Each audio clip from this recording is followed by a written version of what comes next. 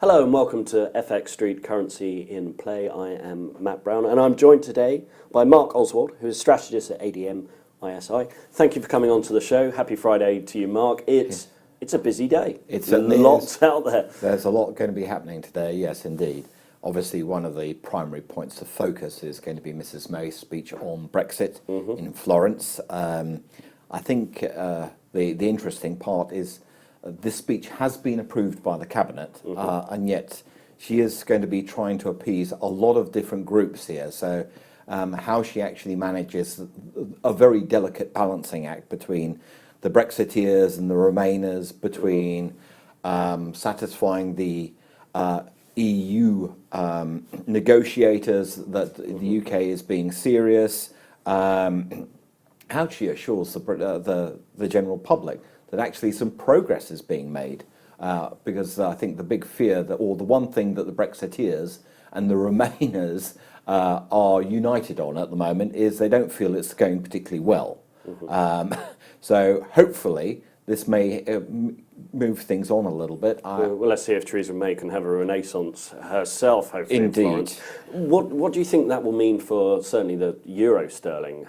Do you think we'll actually see a movement in the currency on the back of what she says, or will it take the weekend really to digest what I think it will probably take the weekend to digest, because it's not really just a question of what she says, it's also a question of how all the various interested parties react to her speech, and whether it is actually going to move the process on, or whether we are actually in some stasis on the whole thing, which obviously would be quite negative for sterling.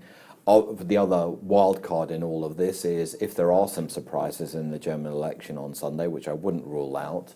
Not necessarily that Mrs Merkel isn't the leader of the biggest party, but maybe in the composition, then that would obviously lean in the opposite direction, though again it's probably more of a negative in the sense that the more complex it's going to be for Mrs Merkel to form a new government, the more delays there are going to be, both in terms of Brexit negotiations, as well as Mr Macron's efforts to try and introduce some Eurozone reforms. He is making that big keynote speech on his proposals for that, which we'll see how Germany reacts to, on Tuesday. Understood. Lots to talk about at the head of the show there, but also we've got a few other top trends. We've discussed, obviously, May's Brexit plan disclosure. Gold risk reversals point to further downside, whether you agree with that or not. I mean, it's North Korea, a bit of saber rattling again going on, and gold's below the 1300 level. It really hasn't held on to much traction. I think part of the problem here is it's in part trading a little bit in lockstep with a lot of the cryptocurrencies, particularly Bitcoin and Ethereum, which are looking like they're trying to explore or getting rid of some of the excessive gains that we've seen this year. But are obviously extraordinarily volatile and illiquid markets. The irony is obviously that gold's not actually getting any benefit from a slight weakening in the dollar in reaction to that, which you would have expected, nor is it getting anything from North Korea either. Understood. And euro dollar jumps back to 120 handle. I think it's just a little bit below that at the moment.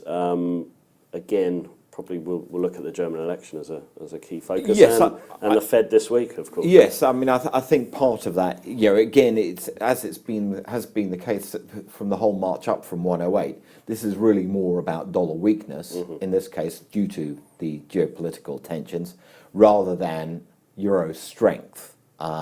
Even though one would have to say the Eurozone PMI numbers, obviously this morning, build the case for the ECB to be relatively speaking bold in its tapering and offer an encouraging growth backdrop, which in the longer run one might hope will help in their efforts to get CPI higher. But as we know from a lot of countries, some of those hopes are, well, as the Fed's actually admitted this week, it's a tough task, and there are structural issues which neither Mr Draghi, Ms Yellen, Mr Kuroda, Mr Carney, well, Mr Carney obviously sits in a different boat on that one, can actually influence. Fantastic. Let's have a look at, chock-a-block economic calendar today. Lots to look at there. We've obviously mentioned Theresa May, but behind the scenes a lot else going on with Fed members speaking.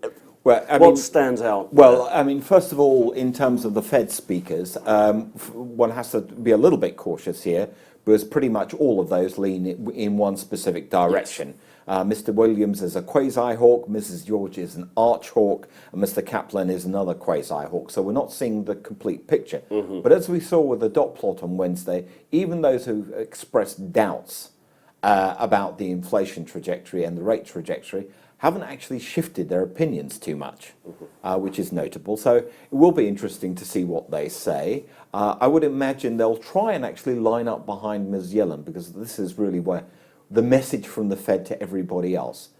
Set out your path and make sure you're all singing from the same hymn sheet. And that's an important lesson for everybody else, above all the Bank of England and the ECB.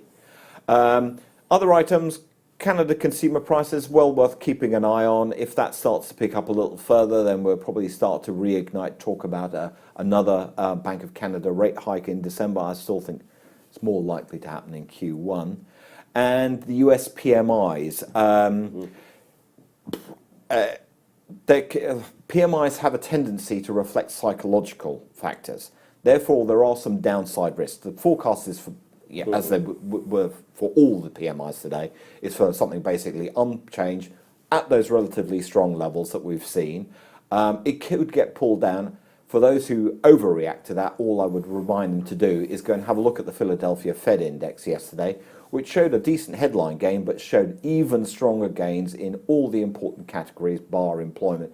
So prices paid rose sharply, prices received rose sharply, orders rose sharply, and the expectations index went up to a whopping 55.2. So take any weakness, if there is any, in reaction to the hurricanes with a little bit of a pinch of salt would be my suggestion.